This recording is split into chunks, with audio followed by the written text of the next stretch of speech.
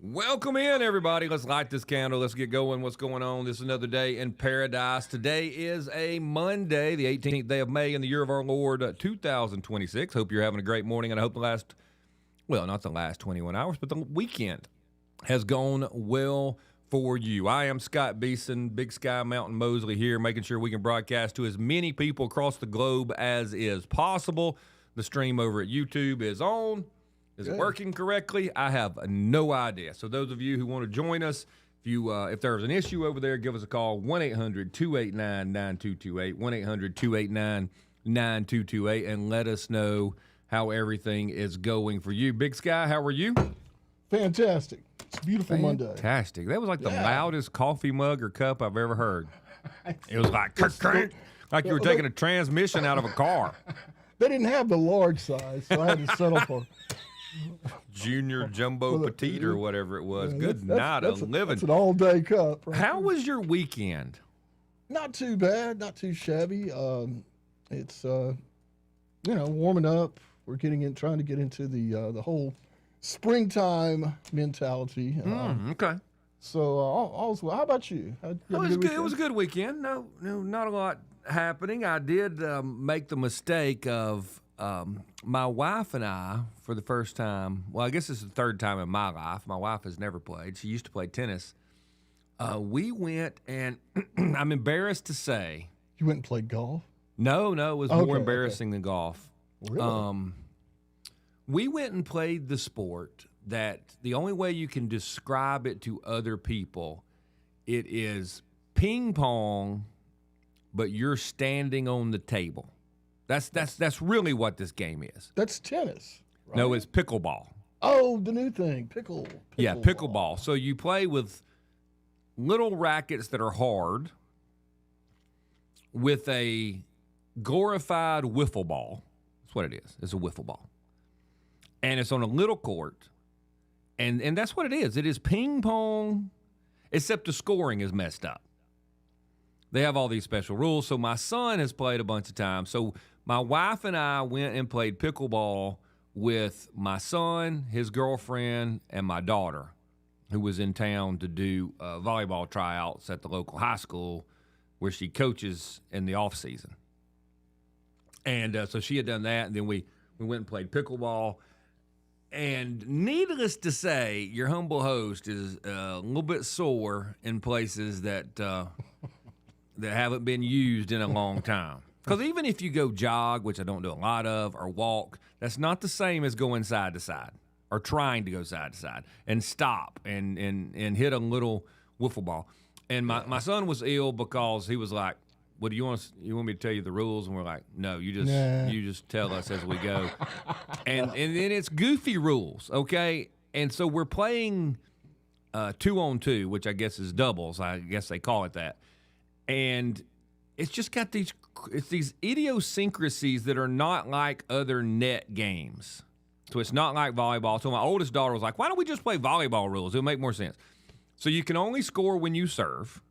Okay. Well, which is old school volleyball. Old volleyball, right. Which has not been the case for like 25, 30 years now.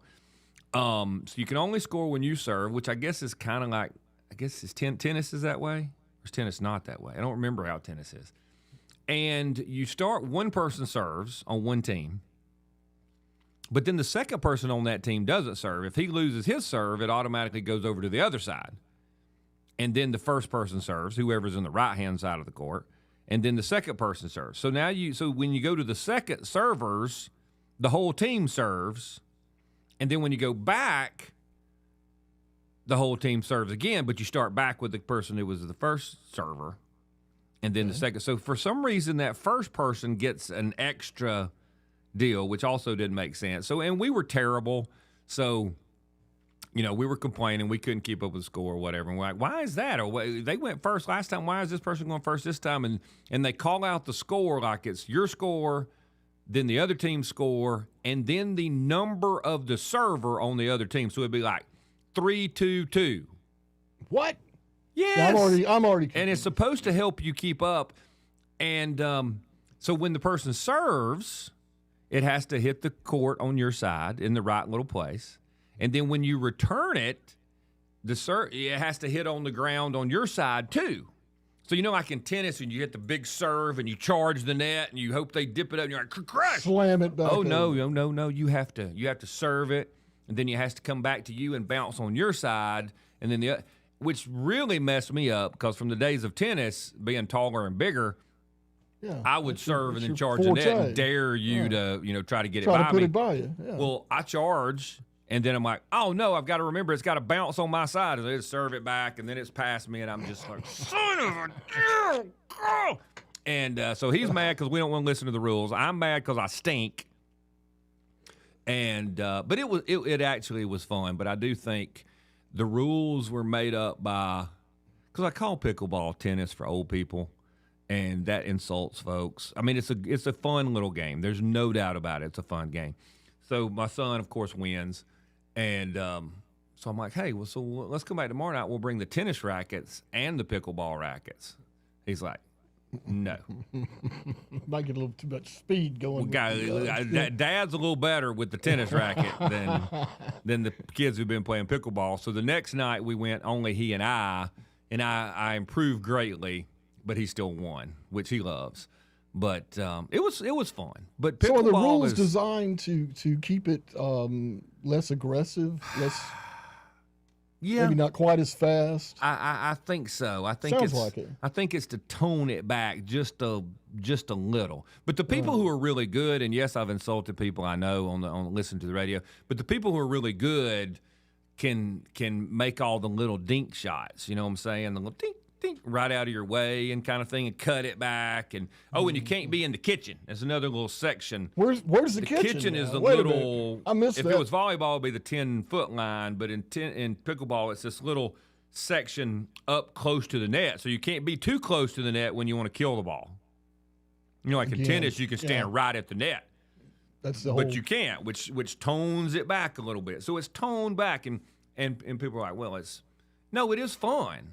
It is fun. There's no doubt about it. But don't pretend it's tennis. You know what I'm saying? Yeah. So you can only score when you serve. What do you play to? What's 11. A match? Okay. Well, that's. Yeah, I mean, all that works out once you get it. But the whole one person serving and then it goes to two and then two. But you can skunk somebody. If you you win 7-0. Yeah, it's a skunk. Got to win by 2 otherwise. You got to win by 2 otherwise. Okay. That's ping pong, is it not? Right, exactly. Only 21, but yes. Yeah, but you win by 7, you skunk in ping pong, don't you? Skunk is right. So it's the same. It's the same kind of thing, and but it is fun. But I know people get upset because they're very, very, very, very protective. But it's a cool game. I mean, it's fun. It's becoming very popular. It is. It's opening courts all over the place. It's easier to play and enjoy, and that's the real goal. Well, you must have got some exercise because stiff and sore. Parts. I didn't know there was muscles behind the groin. When you're older, when you're younger, you're like, oh, I pulled my groin. Well, somehow I pulled the muscle. Muscles. Yeah. Yes, I pulled the muscle behind the groin closer to your back end. And I'm like, well, I don't know how that happens. Tendon right there. Ouch.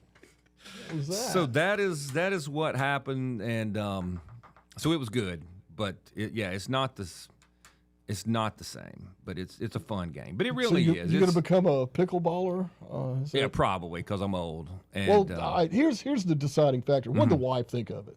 I think she enjoyed it. Okay. I think she did. So I think we'll go back, and my daughter enjoyed it.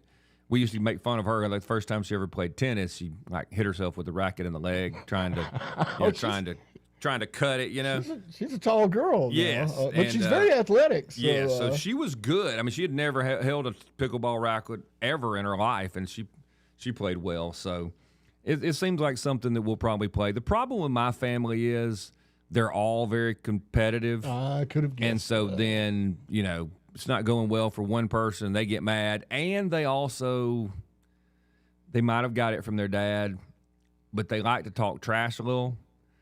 And then whoever's losing doesn't take the trash as well as they dish out the trash, and then everybody's mad.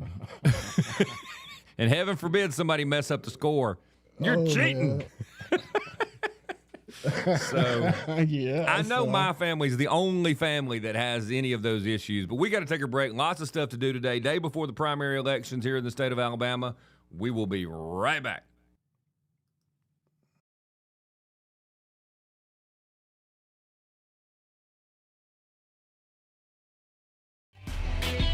Alabama Unfiltered Radio with Scott Beason.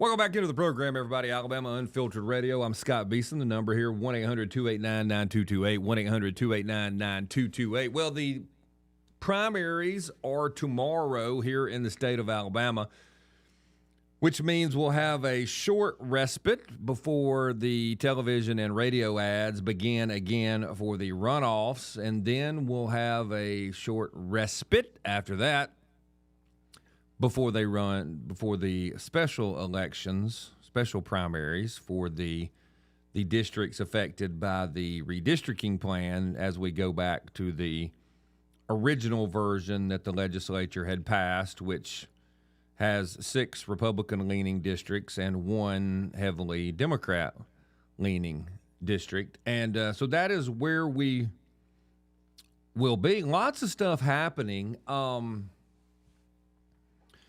So what I want to do today is go through some of the ballot positions, go through some of these races, and get your take. If you've wanted to weigh in, if you've wanted to look, I want to know what y'all are thinking.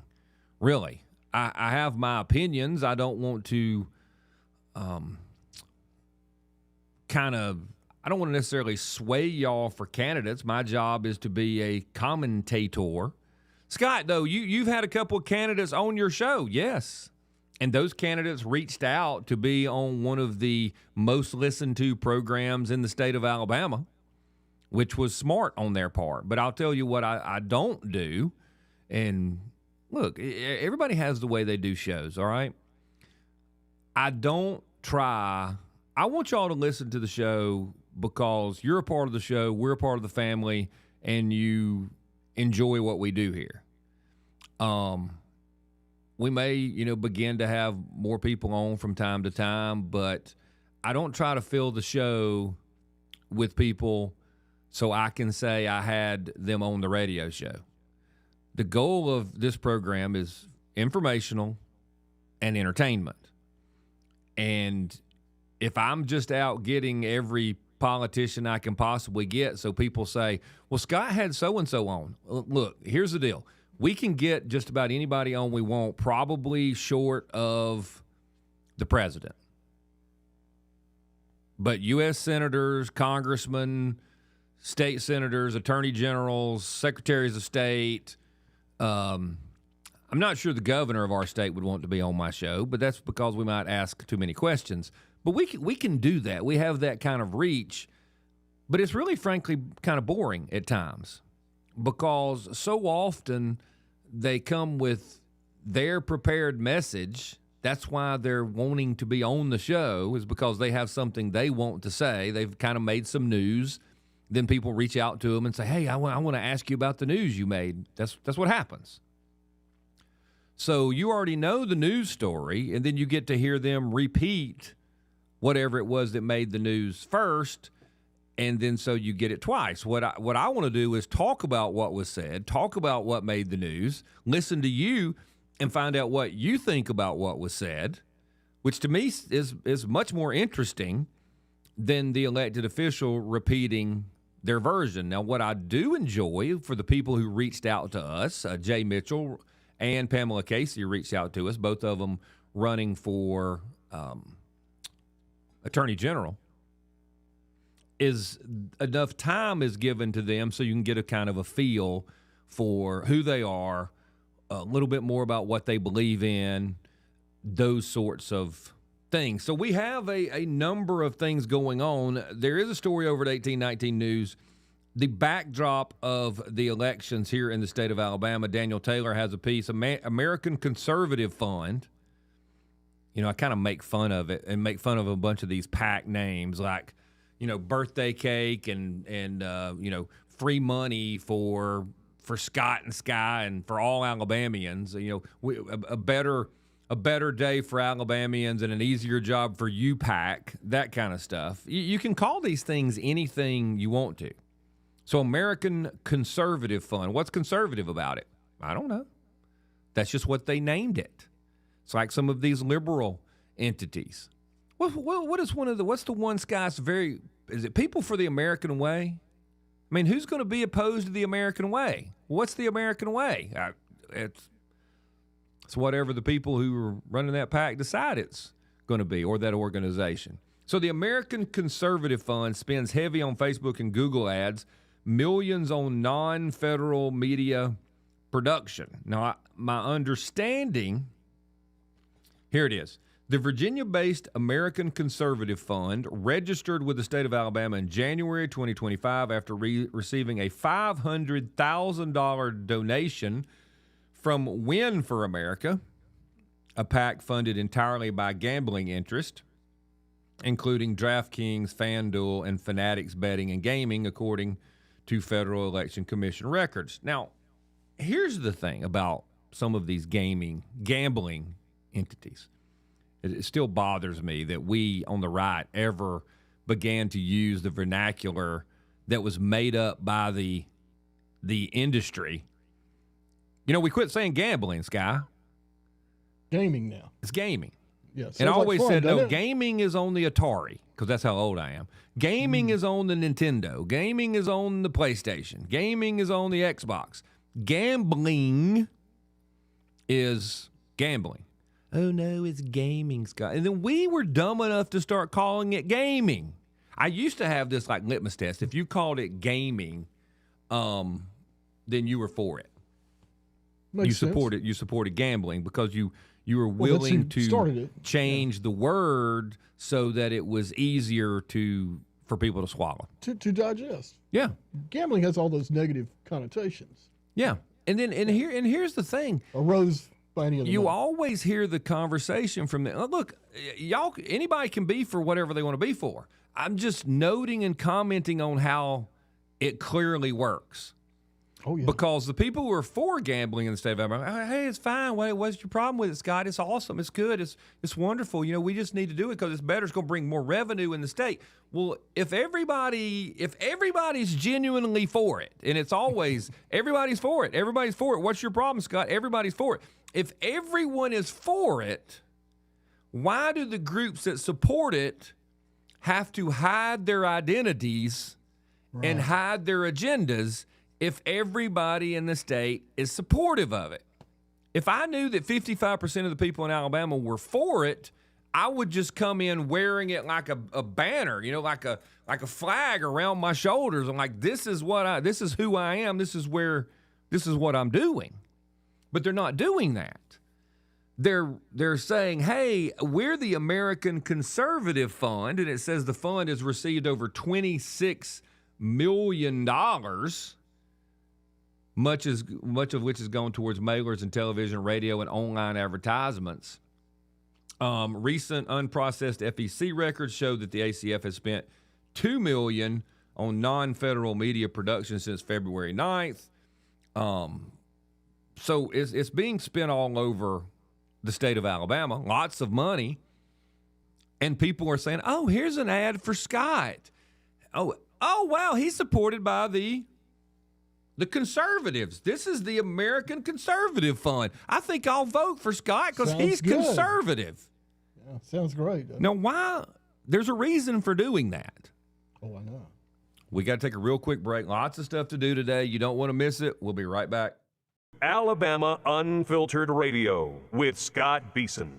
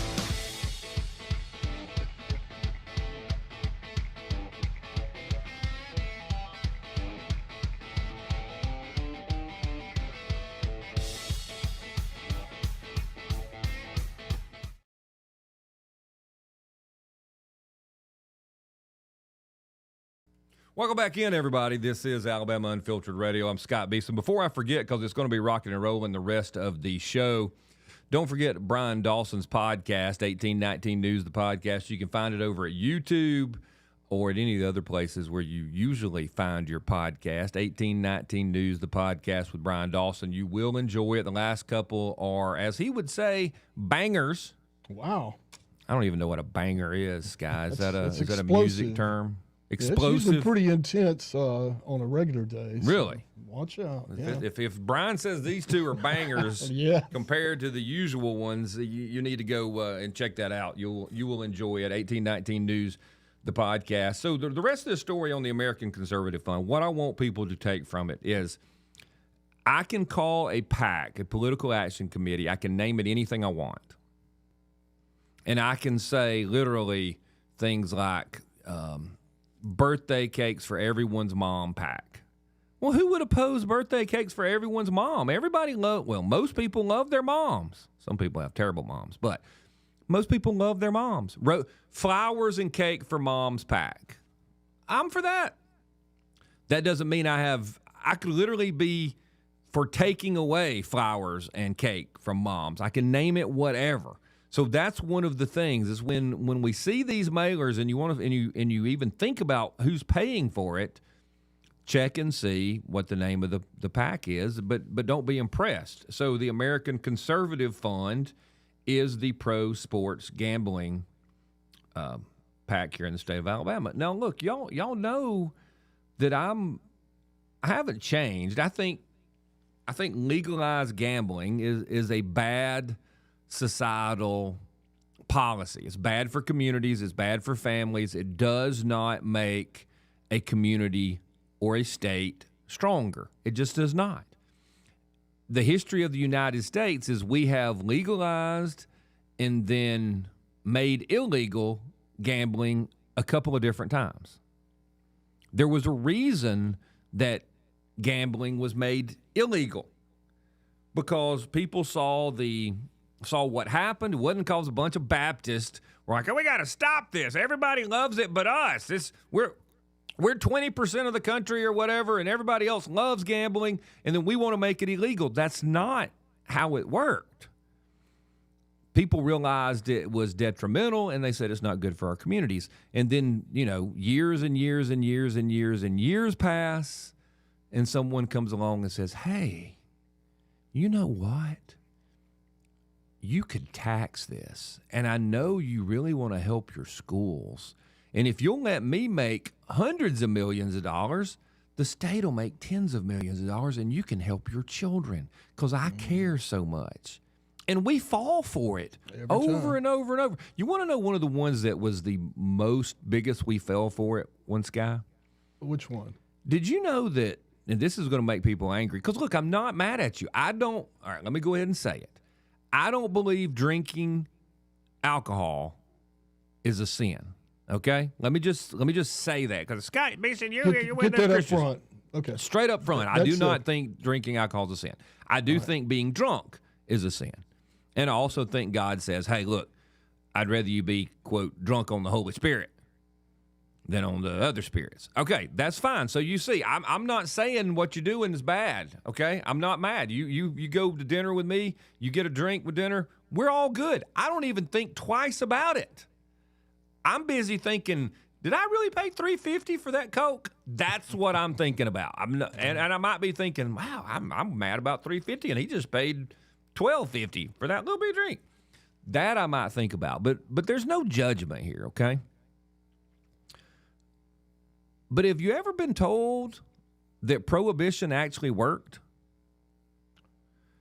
Domestic violence was down.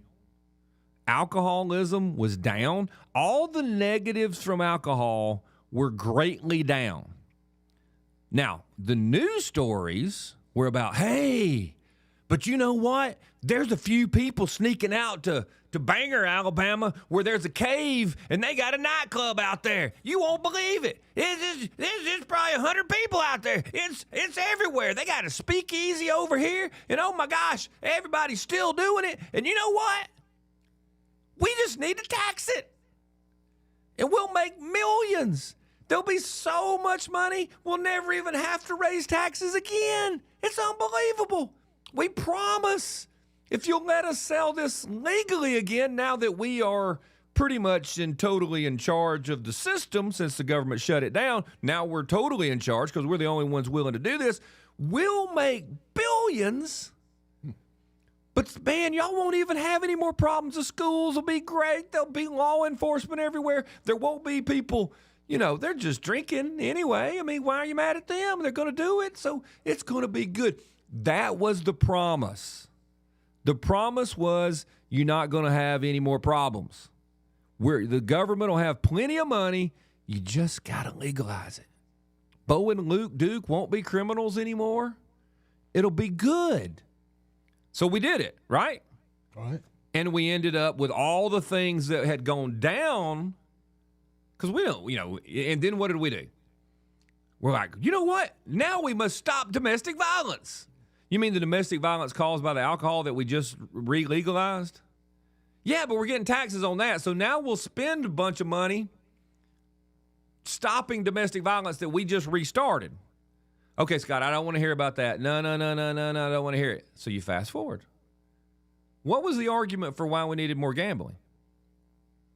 Well, everybody's doing it. Yeah. And we're going to get revenue off of it. I mean, think of the millions of dollars we'll get. We'll pay for schools. It'll be great. We'll make so much money, we won't even have to worry about anything again. We'll pay for schools. What was the argument for legalizing marijuana? Revenue. We're going to make revenue. They're all doing it anyway, and it's going to be so great. The states that led on that are the states where the scientific information says, hey, this is not working out like they promised us. It was supposed to be awesome, and everybody's just supposed to be, oh, dude, I love you, man. Let's go get something to eat. It's awesome. It's great. So now they got all kind of raised, higher levels of psychosis, all these other kinds of issues, increase in addiction all the way across the board. And so my point is there's always someone there to sell us something we don't really need as a community by telling us it's going to be better for us. Well, this PAC is I don't know, Scott. This PAC is simply wanting to bring to us a mostly peaceful transfer of citizens' wealth to gaming interests. To them. So, well, yeah. So, right. And here's my thing. I mean, I'm not even prudish about it. Like, I don't care if somebody gambles. I don't. I really, really don't. And if you want to bet, if you want to play cards on Saturday night with your buddies, I don't care about that at all. You could actually do that at my house. I do not care. You want to bet that you can win this golf hole against me, and you want to put, Coke on it, $10 on it, $20. If you want to do $20, sure, fine. I don't have a problem with that. I don't. I really, really don't. You and your friends bet on the Alabama game. I don't care about that with each other. What I think is detrimental is when someone's business is to convince you, me, and as many people as possible to gamble so that I can take your money. All right, just stop and take a look at how this is marketed. You see it everywhere, even though Alabama, it's not legal. Right. But you see the DraftKings ads everywhere. It's so glamorous. And they're primarily trying to appeal to young people. Yes. You got to get in the game. It's fun. It's glamorous. You'll win all kinds of money. You can't lose. Matter of fact, your first $500, you can't lose it. I talked to my son one day. I was talking about the business aspect. He's young. You know what I'm saying? Yeah. And I'm trying to tell him all the things to avoid. All right. So there's a whole litany of things to avoid. And I said, have you thought about the fact that this is a business that's willing to give you $500 or $250 or whatever, just to get you started, because they are so confident that they will take that and then take your money. I mean, that should tell every person this is not a winning idea. Not only that, they know that 1 in approximately 8 people that start with their site is going to have an addiction problem. They know that, and that's who they're looking for. That 1 in 8. Well, you have they to can just bleed dry. You have. It's like you there's have an old to do saying that in the drug business. The first one's free. Yeah. And why do they do that? So They know. so that you're tied into it. Yeah. And I just don't see that as a positive thing. And I know people are like, I have a right, I have a right, I have a right. We don't need it. I don't want it in anyway. state. We got to take a break. We'll be back. With Scott Beason.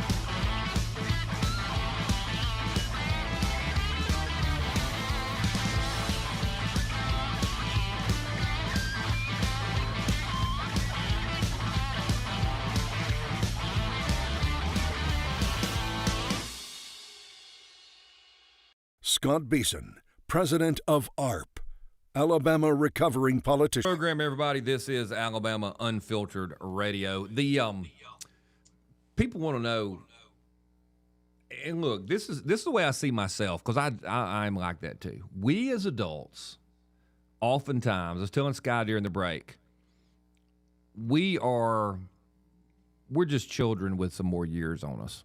Scott, how dare you call me a child? Karen, zip it. Because we are. Yeah. You remember back when we were little and our parents would tell us something hey, you don't need to go back there in those woods because it's dangerous back there. Where was the place we were going to figure out how to go? Where to go? That's intriguing, yes. Whatever we're told we can't do or shouldn't do, we want to do. I don't know if it's our sinful nature. I don't know what it is. The way it's sold to us as adults is you have a right. Really? Because I think about some of the things that the courts have given us as a right. The legislatures, the Congress didn't do it. Pornography. Pornography apparently is everywhere. I mean, it's bad enough on social media what the stuff they call not pornography. But the fact that it is everywhere. Now, Scott, we have a law in the state of Alabama that you can't have pornography on the internet. You want to know how that's Really? working out? Yeah, we also have laws against, Well, that's why drugs I haven't understood and this whole sports gambling thing is that it's actually pretty effective because there's got to be a transfer of money and you've got to have a banking and that's link the part. attached to it. So you could work around it, but it's not easy. It's not easy. Is And that they know how the pornographic sites work too? Well, most of the porn is free, is my understanding. It just seems to be all over the place. It's everywhere on the internet. And I guess the definitions have changed over time too. I used to think it was just, ladies with no clothes, and apparently it's way worse than that. Apparently there's everything. It was like, what the out heck? there. Are you kidding me? And you better believe there's pornography addicts. as Oh, I well. can imagine. Yeah, it's a sickness. It's a real thing. So why did this U.S. Supreme Court ever say, "Oh yeah, this is freedom of speech"? Even back in the day, that was the old who was that old creepy guy? Anyway, I don't remember, but that was the argument. But when the U.S. Supreme Court comes along and says, "Oh no, this these morality laws are unconstitutional," you're thinking, how and why would you do that? And people are like, "Yay, I now have a right." And look, that's the thing about all this stuff. There are plenty of things that my nature says, "Oh, I would like to do that." But it's not good for me. It's not good for my family. It's not good for my community. It's not good for my soul. Any of those things. And we just I used to get people that were just so angry. They're like, "I have a right." Sure. And they're just mad about their right. And I'm like, do you want your kids to do that? I mean, they have a right too when they get, they're just children. They'll be adults. You want them to have that risk? I mean, we have plenty of stuff to do. Sky was making the point during the break about how the sports gaming people are like, well, it's going to raise like $20 or $30 million for the state. That's a drop in the bucket. Sounds so good, though. And it comes out of Alabamians' pockets who right. were going to use that money probably to, buy some food, raise their family, take their spend kids out to spend it on things there. Local. Yeah. And I don't Where's really that money come understand from? Ask yourself. Right out of your neighbor's pocket. Yeah. And again, I keep telling people, whether it's the lottery, and those of you who've listened for a long time, and I'd love for y'all to tell me if I'm wrong, whether it's the lottery, whether it's casinos, whatever it is, if the legislature's ever going to allow it, then let me do it too. let me have the Scotto lottery. That's different. Yeah, why is it different? You know what I'm saying? Yeah, I do. If something's good for us, then it's good everywhere. I can remember in the old days they're like, "Hey, look, we're gonna allow this, but we're only gonna allow it in certain places. It's not gonna be in every gas station. It's gonna only be in certain places." So why? Well, so we can protect what? Did you say protect? Protect from what? Oh, we're gonna protect children. Wait a minute, what are you protecting children from? Well, then that's kind of my point. When you have these places that can only be in certain locations, Why are we having to do that? We're doing it because we know it's not a positive, so we want to keep it limited.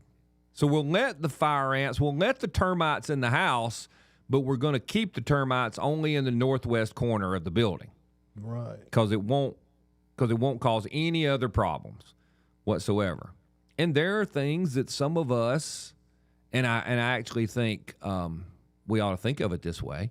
Sometimes there's things that we ought not do because we know that our neighbor or our son or our daughter may not be able to handle it, even though we can.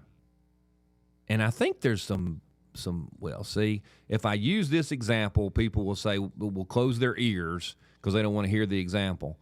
But sometimes I believe there are things that, you know what, I just don't need to do that because I don't know if my little boy or my little girl will be able to handle it when they're older, even though I can. So why don't we just avoid it completely? Does that make sense? Sky, you've been involved with counseling and this kind of stuff. How many people have wrecked their lives with alcohol, and they learned it from their parents? Their parents, yeah. And the glorification of it. Oh, well, yeah. There's always outside influences, no doubt about it. But the acceptable nature of it sometimes comes from parents. Sometimes. Yeah, that's where you start. I learned it from you. I remember that after school special. Yeah. And it's often been true. Yeah, it's not always. Sad, but true. But it is, because they think whatever mom and dad do is fine and good because you're mom and dad. You want to emulate. I only have 2 listeners left. I apologize, and we'll try to get everybody back. We'll be right back. To Alabama Unfiltered Radio with Scott Beason.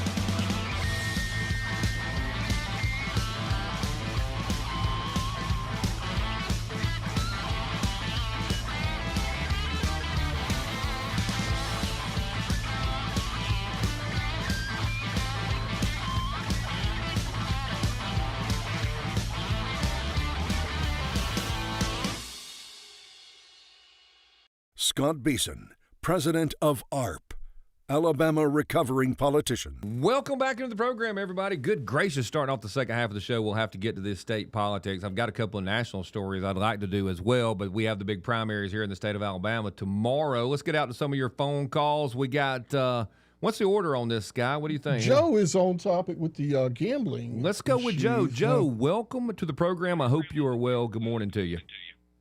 Good morning to you. Yeah, how's it going? 14 years ago, I started gambling down in Mississippi. With Mm-hmm. a friend of mine lived down there. And he worked in the casino. Okay. And he told me that it's entertainment.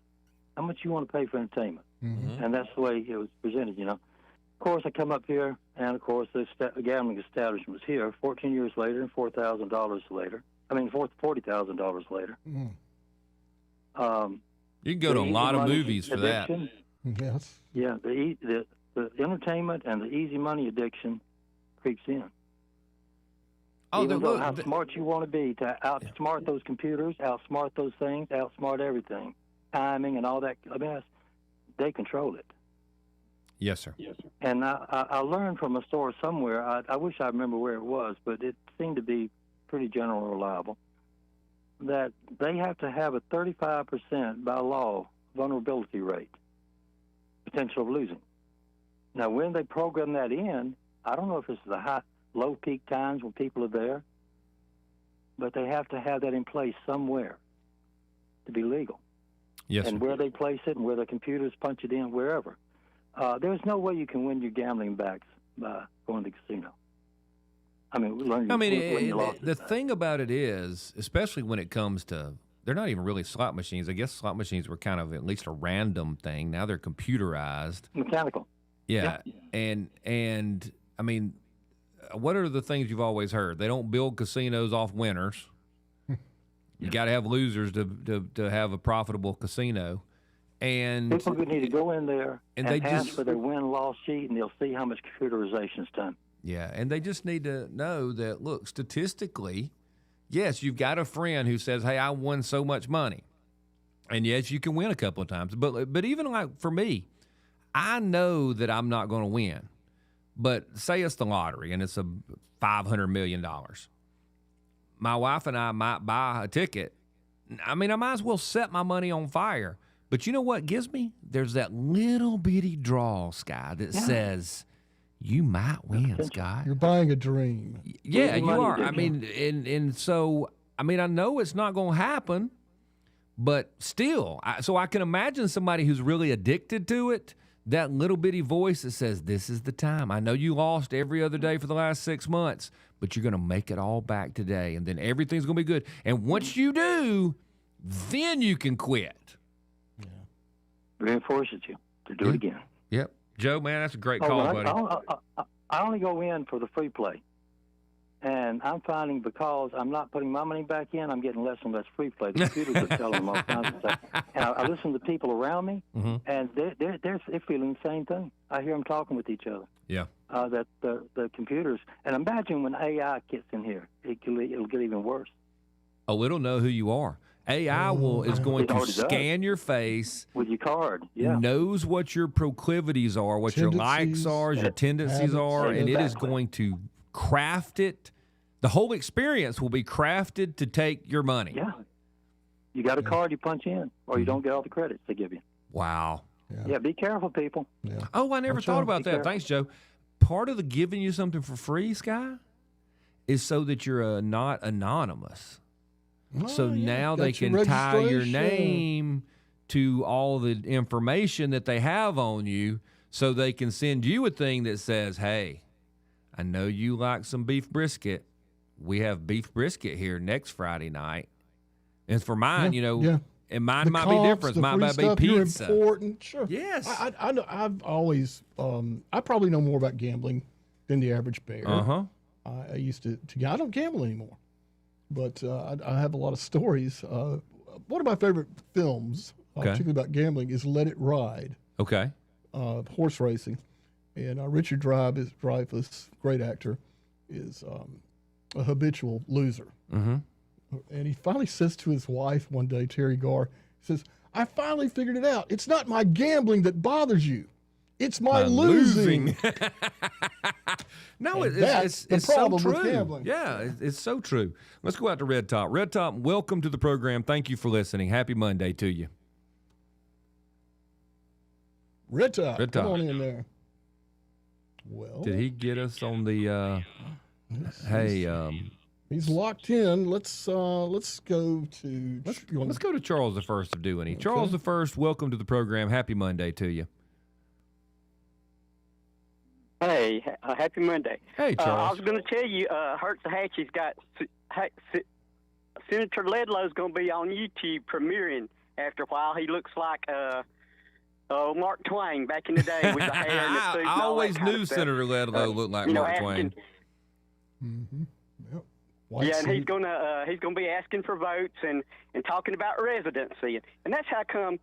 I don't know if you know or not, but years ago I really was in a quandary, which usually I'm not, and you kind of set me straight. Kind of like you have to overlook something or something like that for your party. You know what I mean? Okay. And what I'm having problem with, and I really am, because remember I challenged the residency of a person in my county for being our road commissioner, okay? And Okay. remember my house got shot up. I remember that. And I didn't say he didn't live here. I just said prove it, okay? And I'm having difficulty right now because Article 5, Section 117 says that you can't just use a homestead. You've got to show that you lived in your docile. You know what I'm talking about? There's stuff that you lived at the place actually. You get me? Yeah, I get you. And so I'm having trouble about Senator Tuberville, and I like him just fine. But I listen to not you, but the other radio people say it doesn't matter. The Supreme Court will have their good buddy get it no matter what. I don't like that. I don't like if there's really a law that you are even insinuating that our Alabama Supreme Court justices would let somebody override it. That is not a conservative Republican way of looking at the law. No, because if you're gonna just do that, and you're gonna ignore that one, why don't we just ignore the rest of them? Yeah. Well, it would be the same person that said this teenager had some marijuana in their car. I want him to get the full sentence in the Alabama prison to never be let out. But you're going to come over here and say, oh, they'll let the good old boy not have to follow the exact lettering of the law. Right. And so here I am. I got to go vote tomorrow. Yeah. I got to go vote tomorrow. And never in November would I ever vote Democrat under any circumstance. It may be that I just don't vote, but you see my quandary here. I have stood up about this to an extreme point here. You get me? Yeah, no, I do. But let me see if I can make you feel here. better, a little bit better. My understanding is so. Okay, you don't have to answer these, but if I was going to prove that I live at Boterra, okay.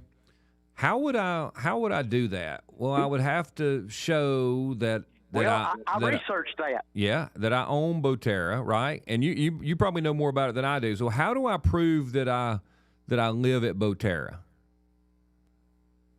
I have to own the property. Well, the bank owns the property, but I have to have a note. Look, what I asked for. I asked for a power bill. Okay. You're using power yourself. It's in your name. Yep. That's what you. Hey, wait. That's what you got to do. Wait a minute. Wait. We got to go through this. That's what you have to use to prove that your kids can go to the local school. You got to have your address. You got to have a rental form, or you got to have something that says you own the property. You got to have a power bill, and or they won't let your kids go to the school if it's a school system everybody wants to go to. So there are some things in place that we use regularly to prove that we live somewhere. Hey, look, I've had to do it because we had to when we moved to Hoover. We had to prove we lived in Hoover. I mean, there was multiple things we had to do. Now, here's the sneaky part about the question: how did my wife prove that she lived in Hoover? If my name is on all the legal documents, how does my wife prove that she lived there? And that's what I think a bunch of the people are missing. No. Okay, go ahead. We got to take a break. Hey, What I hold was that saying thought. there Think was about what you got. We got to take a break. neighbor- We'll dig through this on the other side. We'll be right back.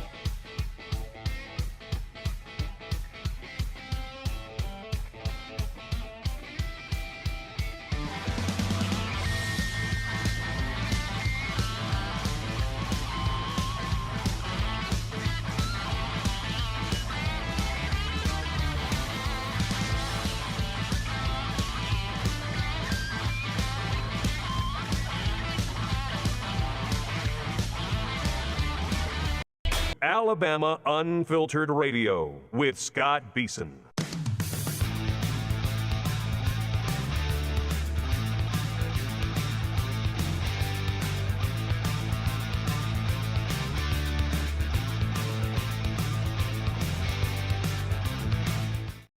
Welcome back in, everybody. Alabama Unfiltered Radio. Let's get back out to Charles I of Dewey. Charles I, I'm going to give you plenty of time, so you don't got to get don't be in a hurry. If I have questions or anything, we'll work through it. Welcome back in. Okay, I appreciate that. No worries. Appreciate that. And that'll help everybody that has this problem, because you usually do make it really clear to me, and I appreciate that. Yes, sir. Here's part of what I want to say about this, okay? Mm-hmm. Thursday will be a court hearing about Tuberville in Covington County. Okay. Now, and that can be taken to another court. And here's what I'm thinking now. So let me know what the argument is, okay? Let me know what the argument is. Okay, my argument is the one thing about, just go ahead and give me an affidavit, Tommy. I could even believe you if you gave me an affidavit swearing on the Bible that you lived there or something, okay? Right. I might could deal with that even, Now, okay? let's, so they're going to say, wait a minute. So Tommy lives in Auburn, right? Except he's a U.S. senator, so I don't know how all that gets squared, but I think you get a pass for time you spend in Washington, D.C. So he lives in Auburn, has property in Auburn, and has had property in Auburn since 2018. Is that where his homestead exemption is? I don't know the It answer. wasn't I there. don't know if you know the answer. I don't know the answer. It had been there. Yeah. Okay. Yes. I do. It was in his son's name until just like the period of 2018, 2019. I want to say. Okay, and then period. it moved to his But what wife's we gotta name in look at here 18. is It moved to his wife's or his one. You know, I don't want to just be holding accountable that I completely know, but I did read the article, and it does put it in question. And here's the thing: it's different the amount of years for governor than it is for senator, and his time period would have started before then to have been governor. And if you are exactly following the exact, you must show that you are in what they call domicile, if I'm saying that right. Yeah. You actually live there, and and just having a homestead doesn't even mean that you are actually going in and out of that residence as your daily living of any type of sort. Yeah, and here's what I think is happening. My thing here. Okay, hold on. I'm just going to say, I think what is going to happen here, and this is what everybody's got to understand. I don't know what they're doing in Covington County, but we're being prepped for kind of a self-fulfilling prophecy, okay? I don't know where the article that you're referencing is from, but we're being prepped for, hey, we don't think Tommy Tuberville lives in Alabama, and the Republicans on the Alabama Supreme Court are going to say he lives in Alabama.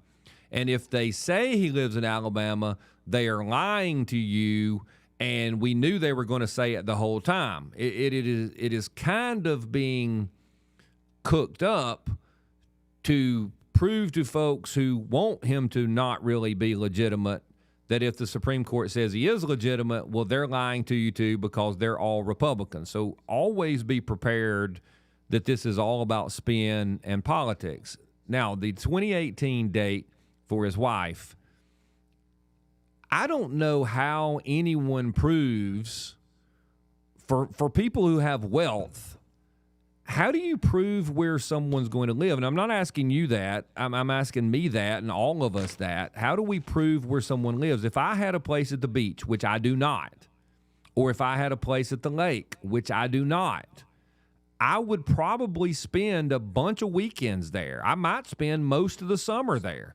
I might go there as much as I possibly could. But I would still say I lived at Boterra because that's my quote-unquote home. That's what and so these very, very wealthy people, how do you know where any of them live? That's a question we all have to ask. Well, they have a different kind of life than most of us. Yeah.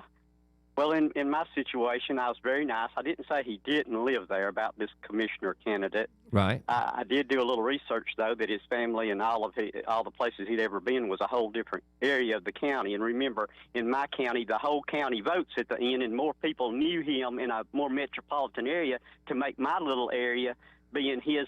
You get me? Yes, and I think you were probably accurate in that argument because everybody would say that I live at Boterra. And even Merrill came because my little Morgan County Republican Party said, "Does Charles get to do this?" And they said, "Yeah, he's a standing Republican for all his life, and and he's asking this, and he does get to say does he actually physically live at that place? Is what's got to be proved. That's what Merrill told them. Yes, and the place was all grown up with windows cracked out of it. Nobody could have lived there. Right, and turns out it was in his grandparents' name, and there was no power bill, there's no water bill. And I said, even if people driving by wanted to give me an affidavit that they saw him going there to live there, I'm good with it, and he can go on. You get me? Yes, I got you. Bad about it, but in the situation here, I'm worried that they do something, and all we're stuck with in November's McFeeters. Have you got me? McFeeters sounds like he's from Massachusetts half the time, Scott. You follow what I'm saying I here? Got you. You get me? Then we have a hole. We have an empty spot. You get me? And that's got to be handled by our lieutenant governor just suddenly becoming our governor. Then somebody appoints the lieutenant governor, and that person's name gets out there to be the next governor. Yeah. According to what I'll happens tell in you. Alabama. I'll tell you what we ought to do. Are you seeing?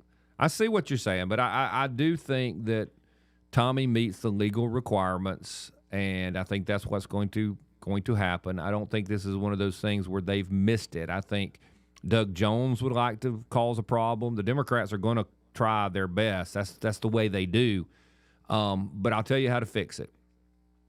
You get the state Republican Party to say we're going to have an answer to this before the November election.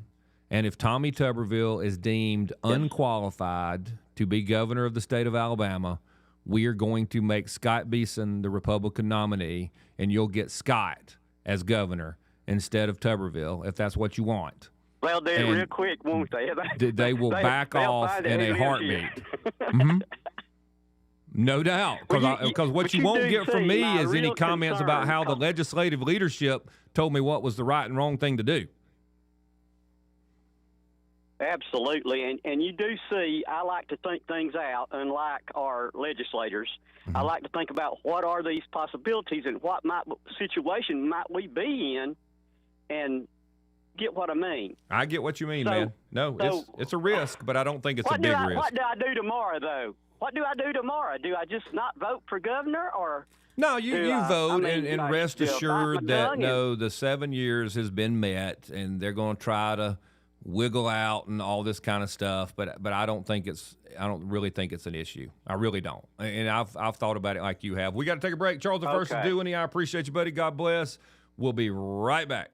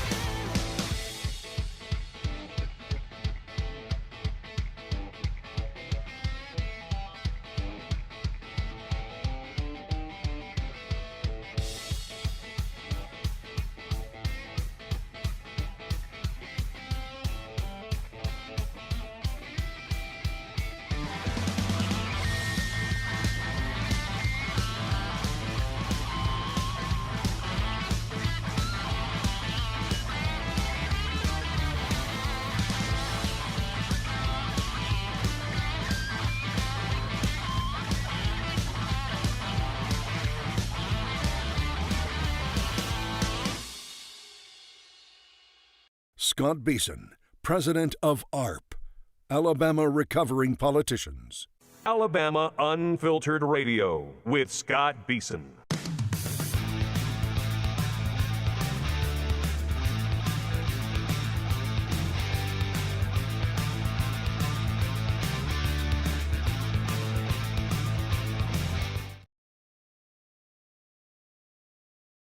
Welcome back in, everybody. This is Scott Beason. I appreciate you listening to the show. A lot of stuff going on. We're going to try to get to the ballot measures, get what you think about them as well. Thunder, welcome to the program.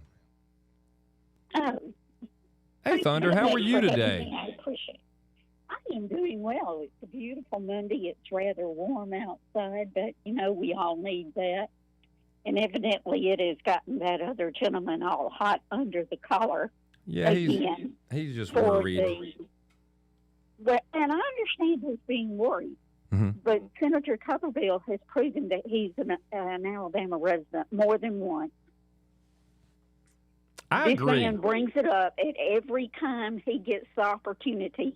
He is on air with his rabid ranting about Senator Tuberville. If Senator Tuberville were not, and I can assure him, the Democrats would be all over this.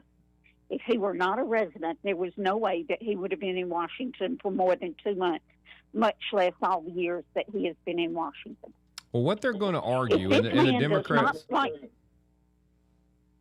I'm sorry, say again? No, I was just saying the Democrats are going to try the whole residency thing. The state constitution has a different requirement for governor than it does for running for U.S. Senator, or the requirements are different. The Alabama Constitution has a 7-year for someone to be governor. And so they're going to try it. And what I think has happened is that Charles I of Duany and others are reading or have read some of the stuff that I've seen it myself.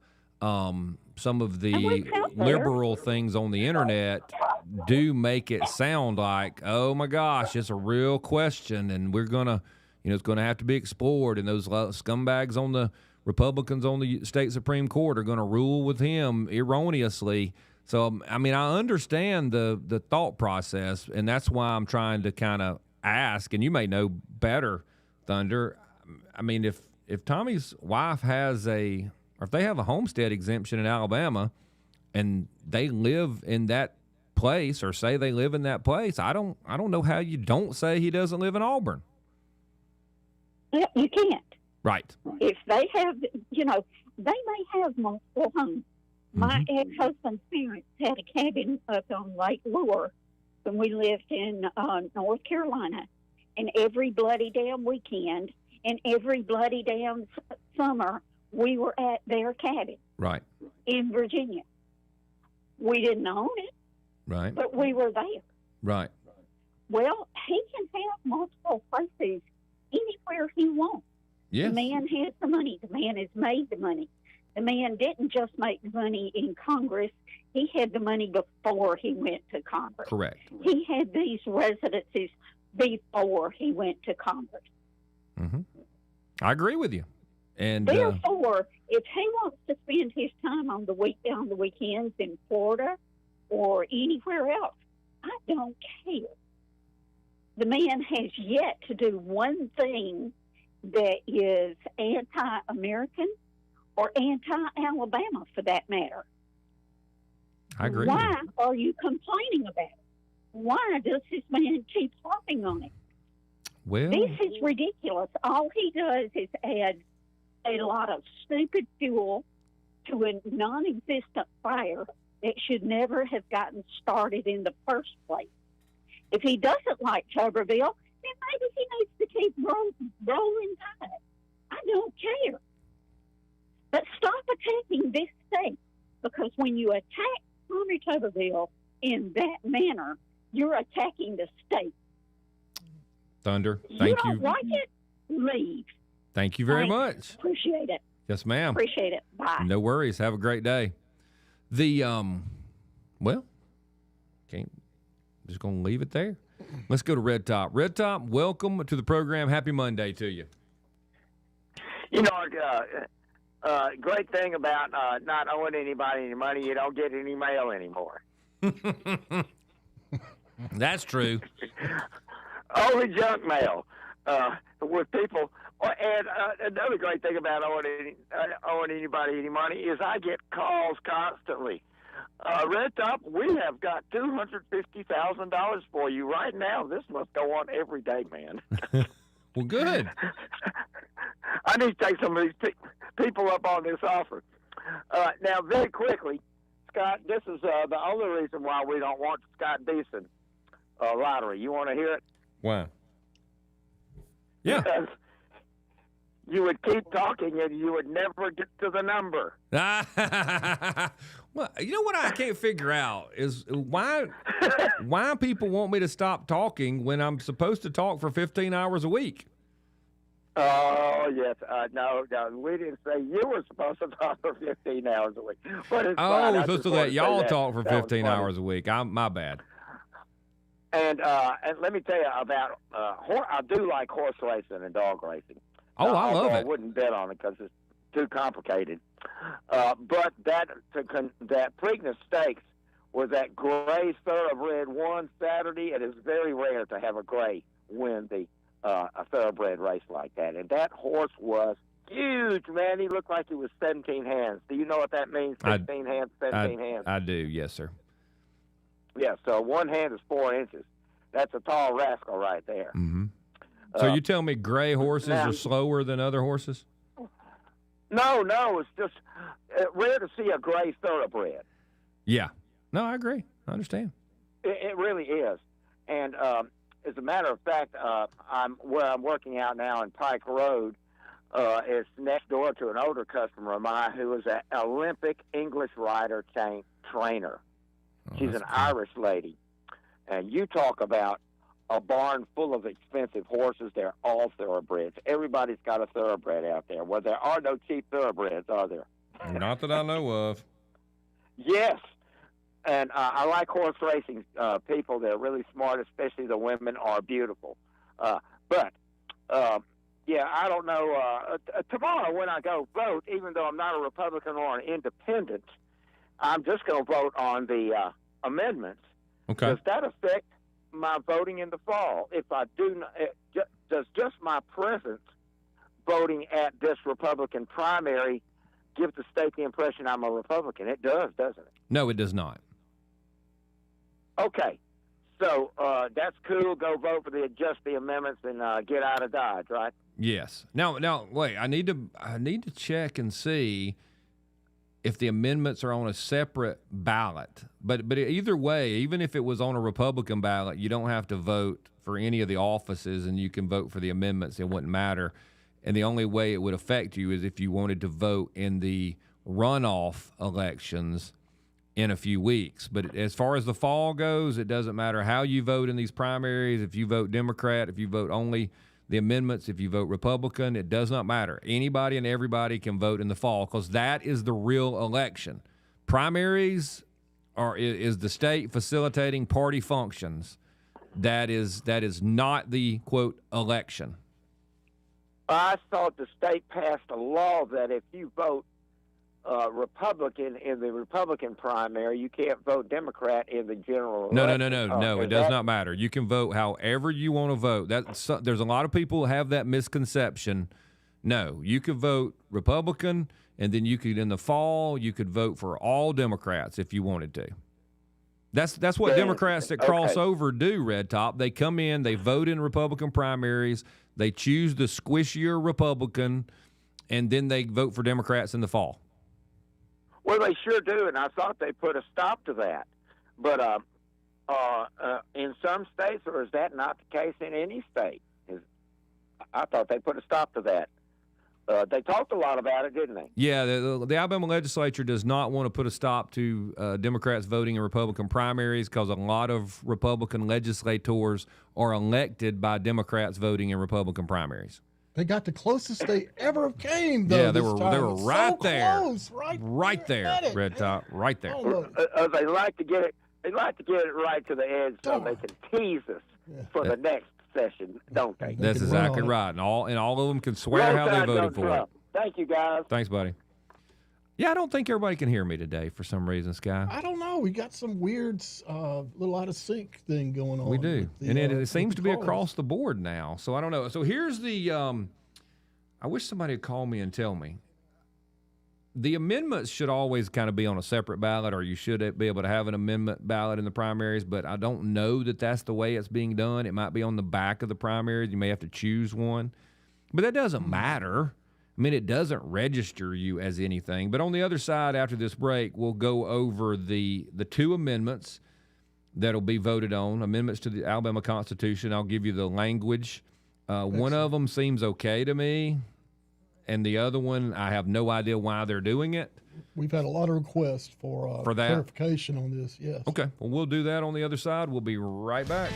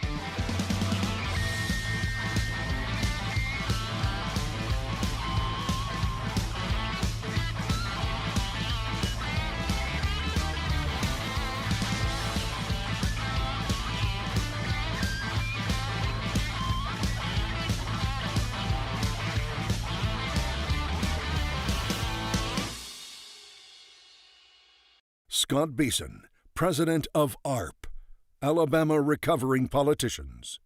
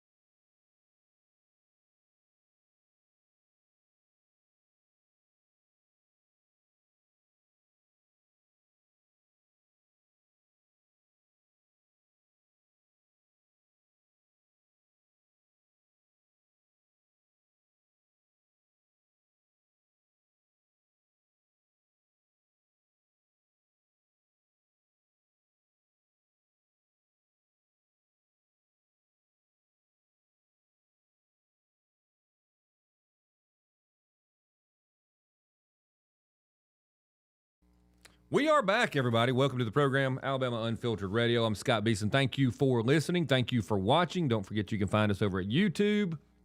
Just go to YouTube and then search for Scott Beason, B as in boy, B as in Bama, EASON. look for the our channel, little white-looking golf shirt with not quite as white a hair as I have in real life now, but find that one and then go live, and you'll be able to listen to it. Let's go to Sam from Pike County. Sam, welcome to the program. I hope you are well. Hey, Scott. Thanks buddy. for taking my call, sir. No worries. Yeah, I'm doing pretty good. I was telling Scott, I goofed off all weekend and got hooked on a mobile game on my phone. And so my back hurts, my hands hurt, my eyes hurt. So there we go. But I'm working it out, brother. There you go. Yeah, I did. Here's some farm stuff. I sowed some seeds over the weekend, and so I don't start stuff from seed often, but just what the heck, it was cheap. Yeah.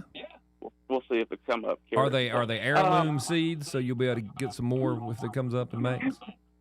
They are crap seeds from Dollar Tree. Okay, it's no telling how old they be. Yeah, but we'll see, man. It's just it was just we have our regular garden and whatnot, but this was just just see if they will germinate and come up. Yeah, good deal. Keep us updated on that. Oh man, that's what I'm doing. Hey, I just wanted to tell you I've got you and the show, Mr. Sky, on the YouTube. Really? And I've been hearing you're fine, man. I've been been knocking around the house and doing my thing. I was telling Sky that there's always there's a potential for the volume or a little echo or something, but really you're been pretty you've been very good. Well, good deal. Thank you. Yes, sir. Man, I'm glad. While I'm just carrying on, I'm so glad you're still on the air. It was a couple of weeks ago, Scott. I heard you start up. You asked that question.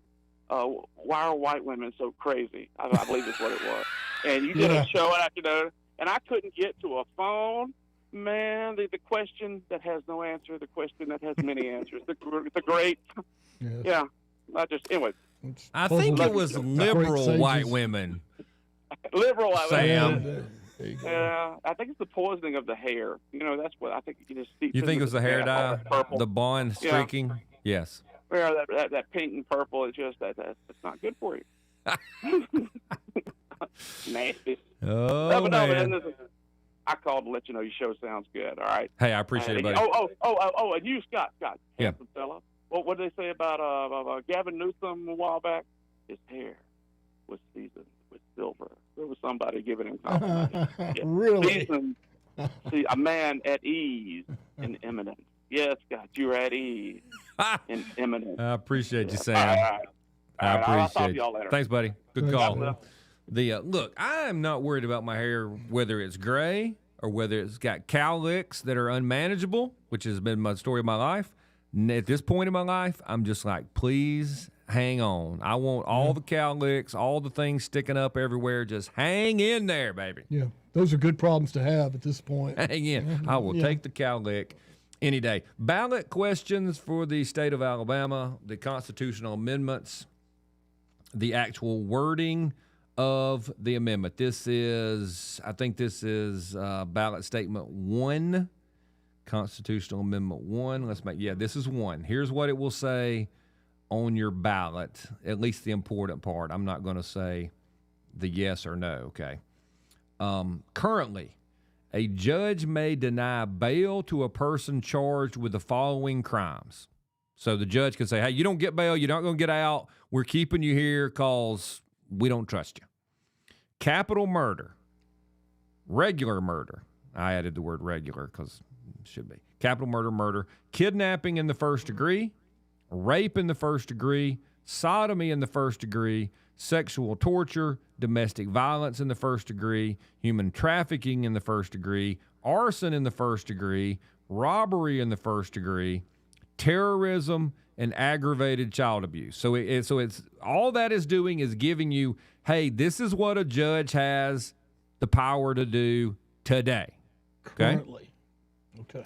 If approved, so if we all vote yes, this amendment would allow a judge to also deny bail to a person charged with solicitation, attempt, or conspiracy to commit murder.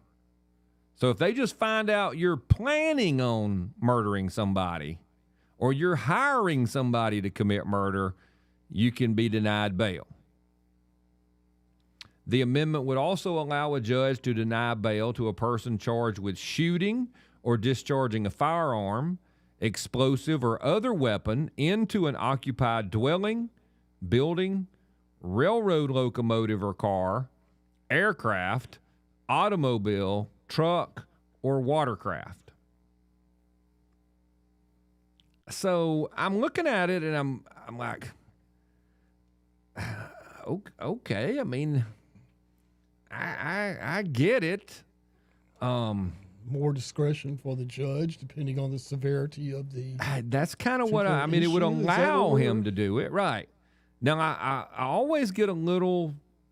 I'm just a little. I would have questions if I was in the legislature. What's behind this? Well, What's really going on? they lumped in committing murder with firearms being discharged.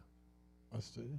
Okay. Now, I'm not for discharging firearms into cars or locomotives or buildings or whatever, but I would be like, hey, why are we lumping these together? Is there a reason we're lumping them together? Is there a problem? Is this happening? So that would be the question. We got to take another break. We'll be back on the other side. We'll be right back.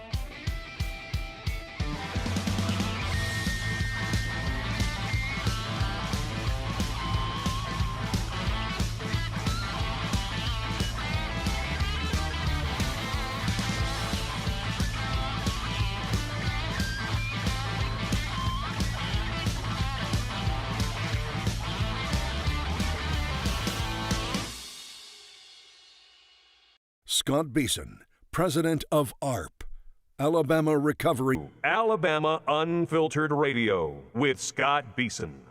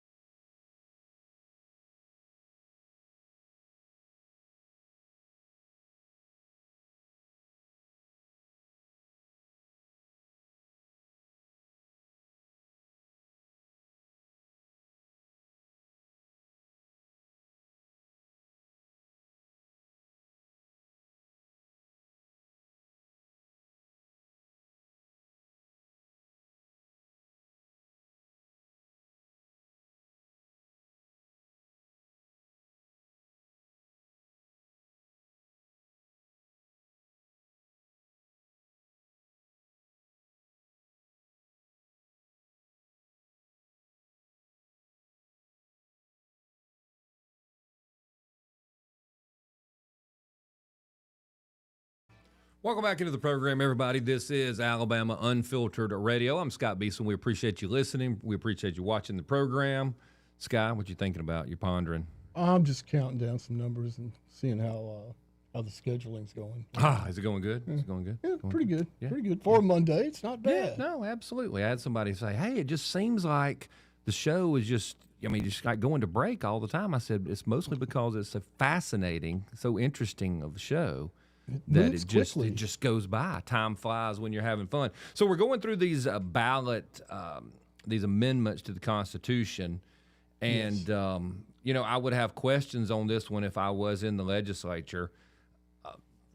Because Well, I think we understand the intent of the first one, yes, we do. but I'm always skeptical of these amendments. As you mentioned, are we trying to tie some kind of gun crime to this? And Yeah, because what's I really fully going on here? understand the denying bail to a person charged with solicitation, attempt, or conspiracy to commit murder. Hey, they're after somebody. Don't just They're let in them danger. out. Right. It also allows a judge to deny bail to a person charged with shooting or discharging a firearm, explosive, or other weapon into an occupied dwelling, building, railroad, locomotive, or car or aircraft. Which, again, if you're claiming, I mean, couldn't you just say, hey, it's because you were trying to murder somebody? And I guess the person says, well, I wasn't trying to murder anything. So why didn't we just say commit murder or manslaughter or reckless endangerment? Or is there a purposeful reckless endangerment? You get what I'm saying? Because I think what they're trying to do is stop the people who are drive-by shootings and they didn't hurt anybody. But hey, we're not letting you out to go do that again. Okay. All right. Well, now we're getting somewhere. But I don't know that that's what it is. It's not clear in the language, Which though. is why I want to know, hey, what are you doing here? But again, it's not terrible, but there's a reason. There's always reasons that these things are done these ways. And sometimes it's because the legislators didn't keep up with it and they stumbled into something that they might not have intended. But I would have questions. I don't have a problem with this one. I just have, hey, it could have been tell me a little more what you're trying to do, especially since there's no effort. We as Alabamians, they have to tune into this show to find out what's going to be on the ballot. And you and I show up at the ballot and we think we're just voting for the senator and the governor. And then we're like, what is this? We don't know. I mean, think about it. The legislators are supposed to be fully informed and up to speed on these constitutional amendments. And then we get them almost the first time we ever read them.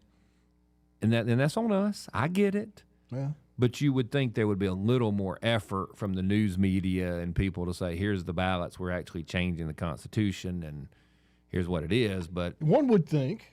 So That's the first why, one, again, I'm suspicious of any of these amendments. Well, if you're suspicious about that one, the second one's even more weird.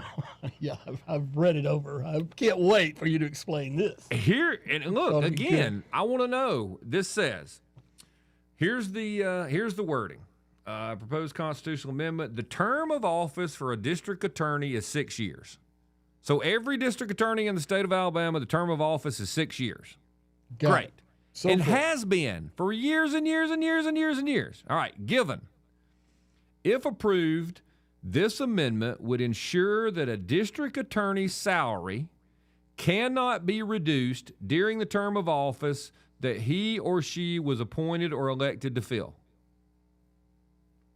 So what are we fixing? I don't understand. Is there a county that reduced the district attorney's salary during the term, and we're intentionally going and fixing it so that Sky's salary as district attorney can't be adjusted in the term? Now, here's my second question. Pay? What's going on here? Are there other county officials? Do they not deserve to have their salaries guaranteed for the term of office? Who do we leave out? Is the probate judge, can his be reduced? Can the county commissioners, can hers be reduced? Do you see what I'm saying? I do. This gives me the feel that it's for one person's, or it's happened one time and somebody wants to do a constitutional amendment. Can the sheriff's salary be reduced? I don't know the answer. Maybe it can, maybe it can't. Is it a good idea? No. Would somebody reduce it for punishment in some way out of spite? Yes. Do we need a constitutional amendment to do it? I don't know. I don't know the background story. And again, if the sponsors of these things would go out and say, hey, this is why we're doing it, I would feel better about it. Does this apply to parking places as well? Can you have your parking place taken away from you? I think that's happened before, so maybe we need a carve out for that too. I don't know. It just seems weird, doesn't it? It doesn't. It's of all the things. It's like the put one on time, the ballot. Didn't they have a constitutional amendment a few years ago to exempt like one county? Yes. From the judge being too old, you age out. Weird. And then they're like, oh, Scott's gotten too old, so let's have a constitutional amendment to let just Scott, well, not just Scott, we can't do just Scott, but any judge in a county that just happens to cover Scott can be older than Methuselah and stay a judge. That's the kind of stuff they do. See, I don't know how we ever came up with, this is way before my time, how we came up with local constitutional amendments.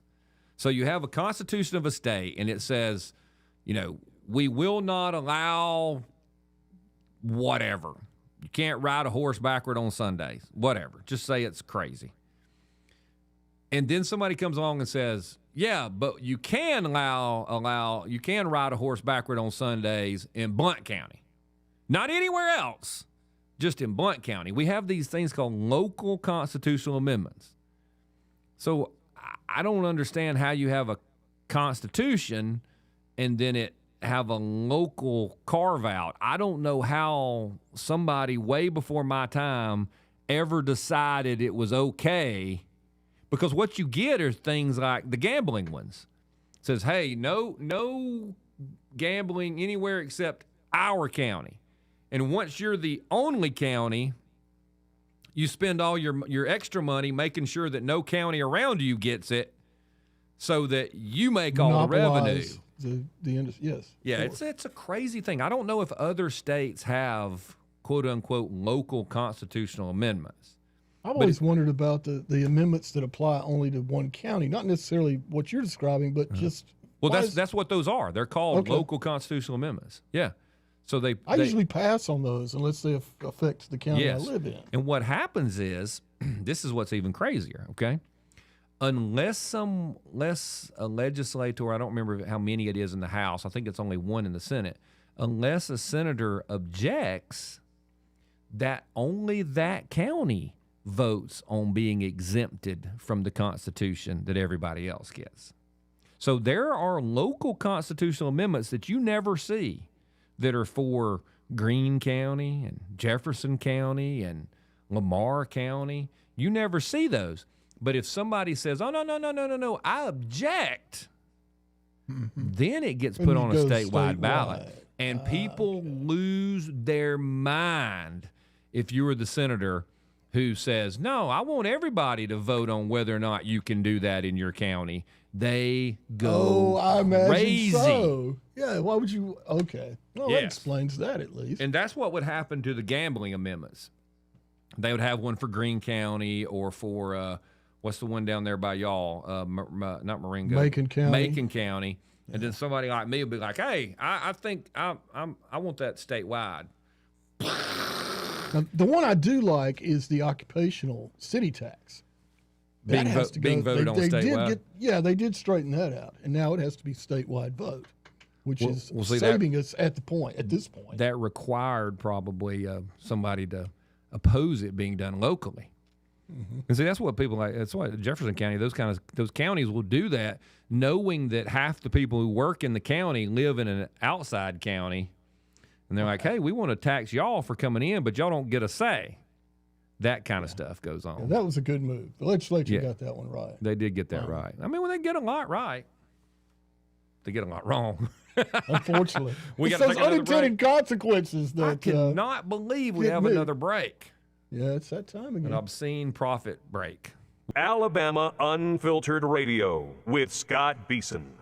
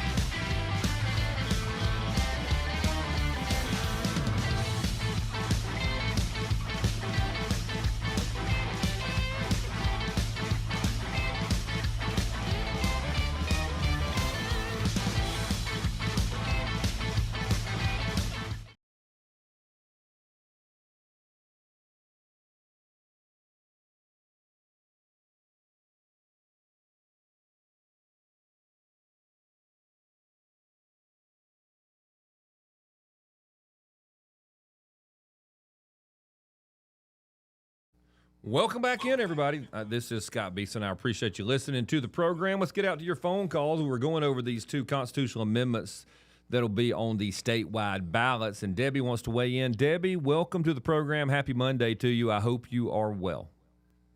I am, and thank you for taking my call. I just wanted to make a little comment about the First Amendment that you were discussing about the guns, what have you. Yes. I had a person that I was raised with in Florida who had an issue. His daughter was being beat up by her boyfriend in the front yard. Okay. He went out and shot a gun in the air. He was put in prison for 5 years. So for public discharge of a firearm? Correct.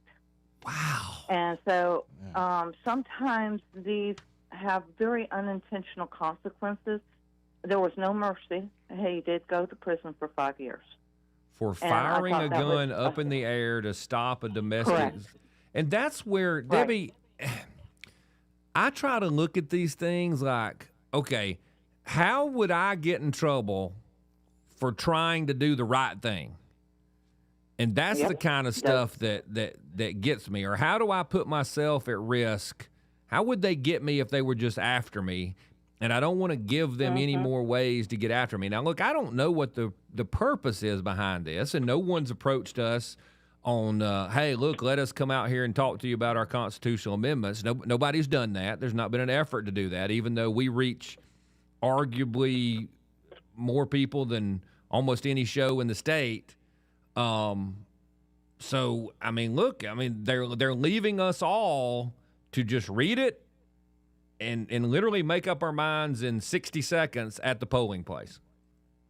Correct. And you don't realize that it sounds great, and in so many ways it would be, but if you have a blanket, everything, and nothing to tell you that there's some difference in the law for some people, then you're going to catch everybody, and it's not fair for somebody that's trying to protect somebody else in a situation that there's knives or guns or whatever, and they're not intending on shooting anybody, but they have the gun and they shoot it up in the air like this friend did.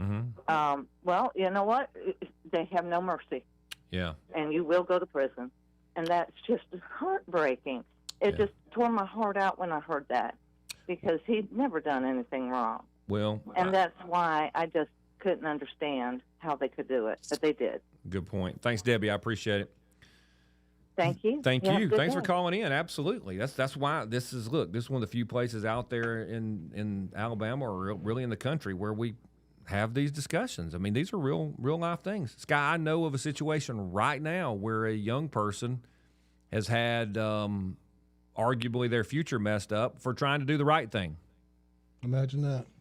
So avoiding one problem, go do the right thing, and law enforcement says, hey, you can't be out here in a bad state. Well, wait a minute. I'm not driving. I'm trying to.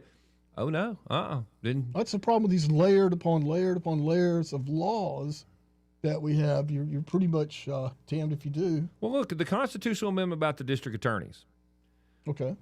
The way Roman law kind of works, Roman law is like, everything has to be written out, okay? So if you have a constitutional amendment that says you can't change the salary of a district attorney, does that inherently come with the ability to change everybody else's? Well, you didn't mention the others, so right, because they don't matter, right? Yes. So Well, are you opening the door to legally change everyone else's? There's another angle by prohibiting just one. Well, one is prohibited, so therefore the others are not. Well, that's the logic. I suppose that's the way I think Roman law kind of works. It's the same with the distracted driving. Remember, we used to have you can't have distracted driving, which means if they see me fiddling with my radio all the time, they pull me over for being distracted. And then they came along and said, no, we must have. Oh, here it is. We have to have one that says you can't text. You cannot text and drive because we have a national effort, and we're going to stop texting and driving. And we need a lot of stuff. And I was like, wait a minute, that counts as distracted driving, One right? would think, yes, it does. It is. So let me ask you this one.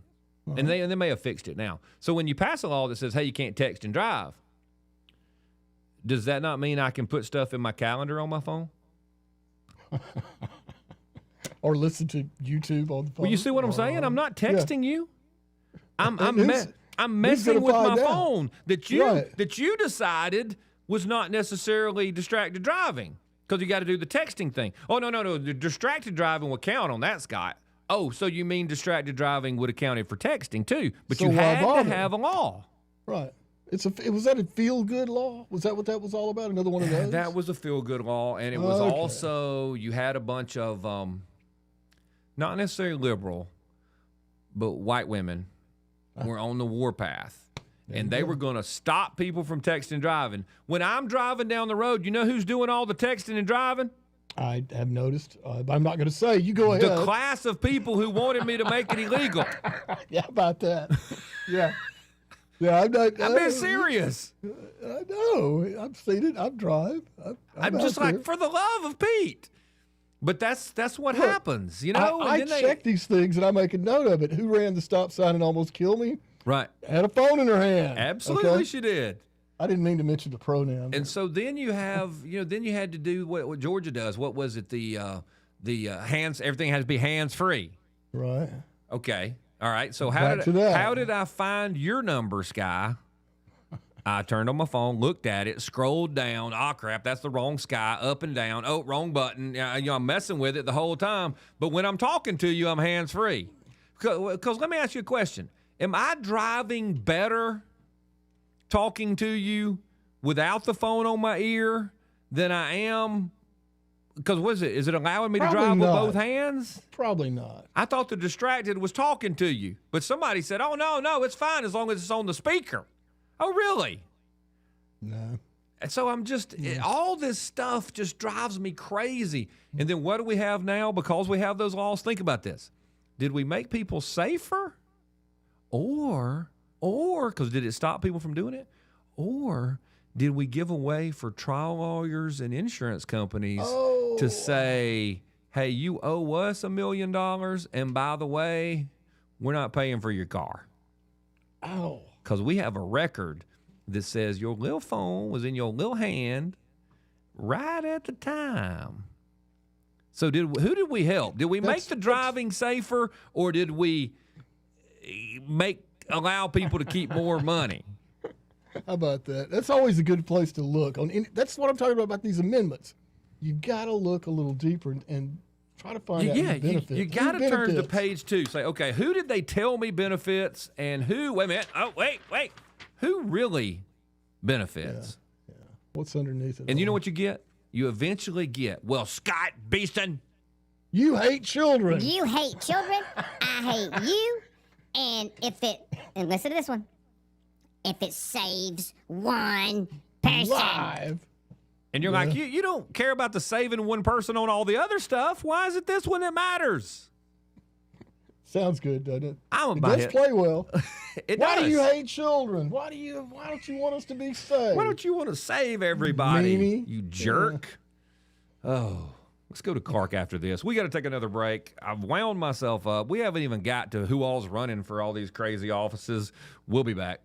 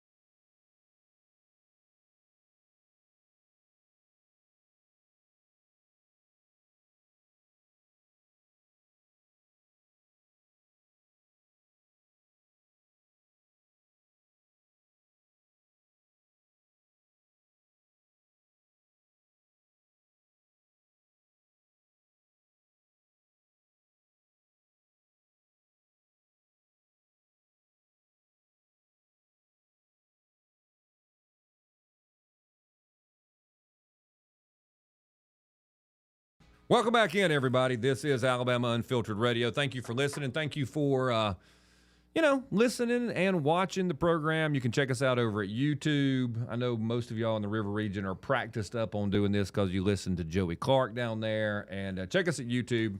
Go find the Scott Beason channel and go to live, and you can see what we're doing currently on the show. Let's go out to Clark. Clark, welcome to the program. I hope you're doing well. Happy Monday to you.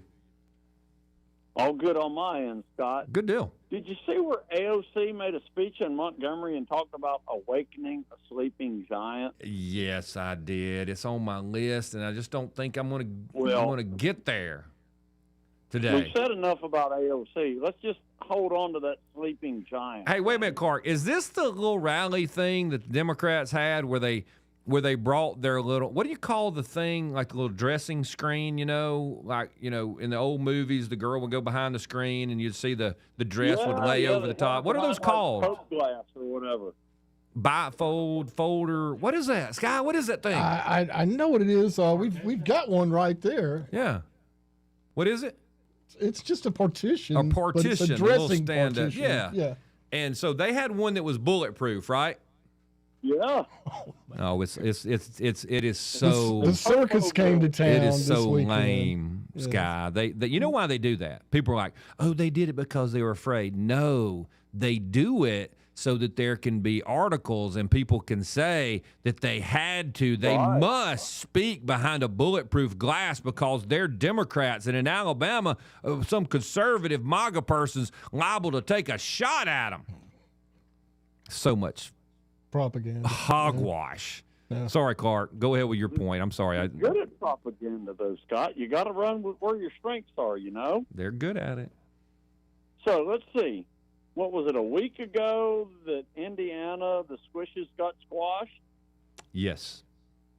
Okay. Now, Bill Cassidy, who had the support of John Thune and the National Republican Senatorial Committee, and his defeat is being lamented by Mitt Romney.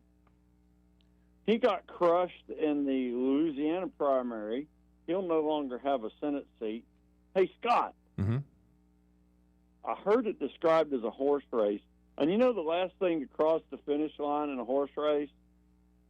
The back end of a horse. Yeah. So, now Thomas Massey is in the crosshairs. And, Sic Semper Tyrannis is supposed to be like a saying that means thus ever to tyrants. Yes. I got a new one. Sic Semper Rhinitis. Death to the rhinos? well, it's thus ever to runny noses, but it sounds like rhinos. So I double like it. It's good stuff. Now, I heard that Bill Cassidy and the other 6 senators that voted to impeach Donald Trump made a mistake on J6, and they rushed to judgment. You know what their mistake was? What? They thought that allying with Chucky and Nancy would never have any chance of accountability for them. Mm-hmm. Now, if a sleeping giant has been awakened, people have figured this stuff out. There's your sleeping giant. And it's not just here, Scott. Guess who's not going to be the prime minister anymore over in England? Our boy Sterner. Yes. He's out of a job. Mm-hmm. Spanish socialist just got waxed in an election. We're making progress. The globalists are having a hard time tamping everybody down everywhere. Apparently, the English are marching in the streets today, by the way. Yes, they are. They're uniting the kingdom. I like it. Appreciate you, buddy. Take care. Yes, sir. We could go over the people running for statewide office, but is it going to help us? Well, I mean, which races do we want to know about? Well, of course, governor, lieutenant governor, attorney general, Mm-hmm. Well, we've had two of the attorney generals. The lieutenant governors we talked about a lot. A good bit. That's the one with the guy with the whole question about whether he lives in Alabama or Tennessee, was the former chairman or party chairman. That one. Wall. Right, yeah. And then Wes Allen, who's the current Secretary of State. I mean, on the Republican side, I think Tuberville is going to win that. He's pretty much a lock. Do you think a lot of people are going to go vote tomorrow? I think I'm going to predict turnout at.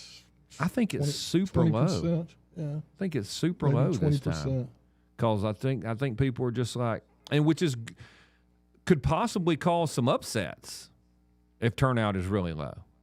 Is that what that indicates? The lower the turnout, because you just don't know who's going to show up, and you could end up with somebody that you don't think is supposed to win, going to win. Well, if they can get out the vote, if they can motivate. Yeah. The most interesting race is that U.S. Senate race. Okay. And let's see, we get the list and make sure we get everybody listed. Hold on. Let me bring mine up as well. So the U.S. Senate race on the Republican side. Got a field here. Has Seth Burton. Does anybody know Seth Burton? He did not reach out to us. Dale Shelton Dees Jr. I have D-E-A-S, not D-E-E-S. Yeah, D-E-A-S, like Deos. Maybe it's Deus. I said Dees. That guy, if he's not young, his buddies had a great time when they were in high school. D's. Mm-hmm. Yes. That was quite a popular phrase. Then Jared Hudson. They get a lot of negative campaign ads against him all of a sudden. You know, he has gone from. What did he do? Hey, here I am. I'm running to now. Some of the powers that be have decided to get behind him. I know who it is, but I can't really tell you because I can't back it up. That person could absolutely say, no, I have nothing to do with it. But he's had a lot of ads run recently, a lot. Well, they've had a lot of ads run against him, as in he's against Trump because he voted like this on some. Or said so-and-so yeah, and so-and-so. There's some big money coming back and forth. Him. Yeah. Then you got Steve Marshall, who was on the show the other day. You got Barry Moore, who's the congressman from South Alabama. Morgan Murphy, don't have any idea. And Rodney Walker. Now, I did meet Rodney Walker. He came in to do something one day over at the 1819 side of the operations here, and seemed like a nice guy. Most people think the race is between Steve Marshall, Barry Moore, and Jared Hudson. Jared he's from my area, ran for sheriff in Jefferson County. But the reason people are talking about that race is how much money came in on his side and against him recently, which means that I don't know if he's really in second place, but he's close to being in second place either way. And that's the real race, is to make the runoff. Yes, you got to make the runoff. No one's going to get 50% plus one vote in that race, and I think the three leading horses are Marshall, Moore, and Hudson. And everybody's looking out there and going, wait a minute, if I knock people off of this guy, do the votes come to my candidate or do they go to another candidate? Well, if they go to the wrong candidate, I got to go hit this other person because their second choice is me, and that's the way the calculations are done. You know, I want my candidates to attack my campaign to attack the right person so that my candidate is the second choice. Runoff. Because you could knock them to the wrong candidate and that guy mess wins. Yourself, yeah, you could really mess yourself. Yeah, so up. it is like what's a game where you do that? Well, it's like it's like curling. Right. You knock the rocks off the wrong rocks or. Yeah. Shuffleboard. Shuffleboard is what it is. For us here in the southern United States. Yeah, it's shuffleboard. This is like just make the playoffs. That's all you got to do. And anything can happen after that. Mm-hmm. You just got to make it to the next round. That's all that matters. We got to take another break. We'll be right back. You're listening to Alabama Unfiltered Radio with Scott Beason.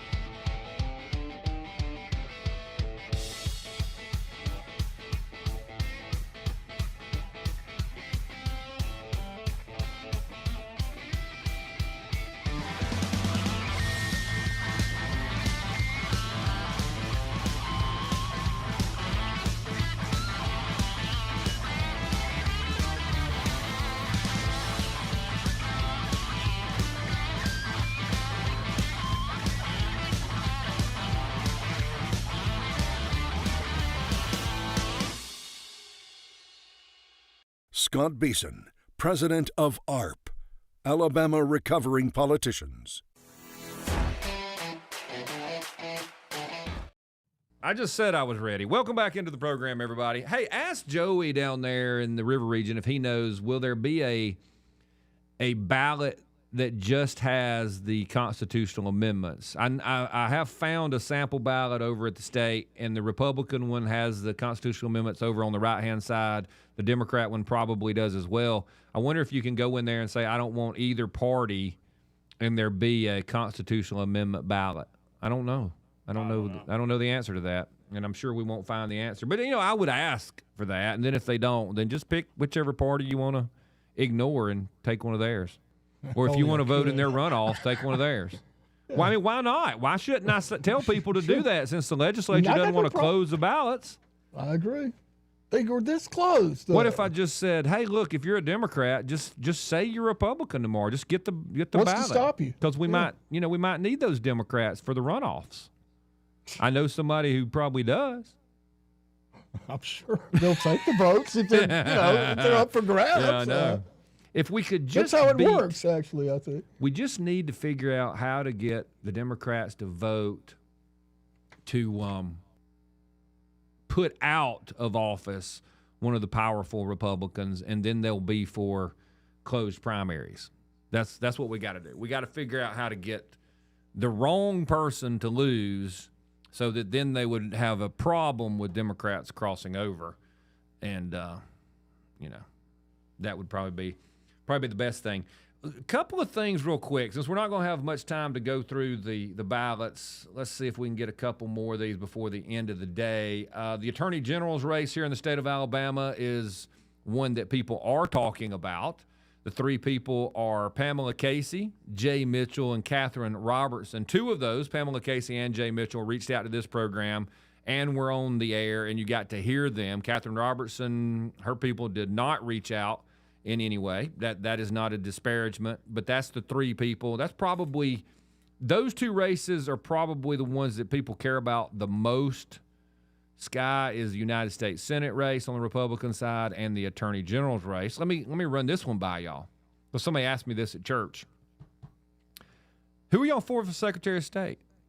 Don't look. Who's running for Secretary of State? That's the question. And we should have had prizes, like promise you didn't look, who's running for Secretary of State. I don't know that anybody even listening could tell me one of the people. And one of them has run, at least in the river region, recently for a different office. It's a familiar name. But I don't know how anybody picks between these. Because the familiar name has run at least once, maybe twice now. State Auditor, the incumbent, Andrew Sorrell, is there. State Treasurer. The incumbent is Young Boozer. And can you ever lose a race being named Young Boozer? Everybody wants that. That's like the awesomest thing. I mean, everybody I knew. I mean, who is the kids my son's age? You know what I'm saying? The college guys. There is no way they are not voting for Young Boozer. By the way, Caroline Dobson will be joining our program at 12 noon. Oh, will she? Well, good. Yeah. What is she running for? I think Secretary of State. Good timing on that one. Fantastic. Oh, let's go out to the phones. Joel, welcome to the program. Hey, Mike, I was going to let you know that there are three ballots, the Republican, the Democrat, and constitutional amendment. So you can get a constitutional amendment only ballot.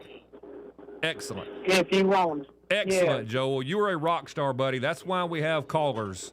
Thank you, man. Be careful out there. Yeah. Hey. Yes, sir. But I knew about Caroline Dotson, too.